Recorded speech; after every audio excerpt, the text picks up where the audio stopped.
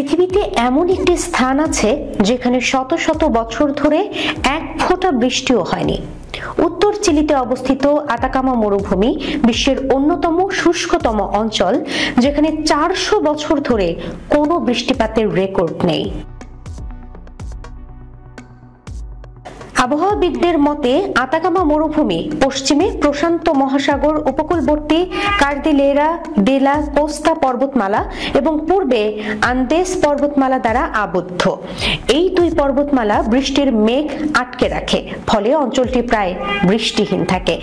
এখানকার কিছু অংশে প্রতি 100 বছরে মাত্র 3-4 বার বৃষ্টি হয়, তবে কিছু এলাকায় কখনোই বৃষ্টিপাতের ঘটনা ঘটেনি। আতাকামা মরুভূমির উত্তরে তারাপাকা অঞ্চল হয়ে পেরু সীমান্ত পর্যন্ত বিস্তৃত, দক্ষিণে প্রায় 1000 কিলোমিটার দীর্ঘ। এর মোট আয়তন প্রায় 3,63,000 বর্গ কিলোমিটার, যা বাংলাদেশের প্রায় 2.5 গুণ বড়। আতাকামা মরুভূমির শুষ্ক আবহাওয়া ও স্বচ্ছ আকাশের কারণে এখানে বিশ্বের কিছু সেরা মহাকাশ গবেষণা কেন্দ্র স্থাপন করা হয়েছে। নাসা এই অঞ্চলের পরিবেশকে মঙ্গলের মতো বলে মনে করে এবং এখানে রোভার টেস্টিং সহ বিভিন্ন মহাকাশ গবেষণা চালানো হয়। এই মরুভূমির চরম আবহাওয়া ও বৈরী পরিবেশ থাকা সত্ত্বেও কিছু ব্যাকটেরিয়া ও অণুজীব বেঁচে থাকতে পারে, যা বিজ্ঞানীদের কাছে এক বিস্ময়।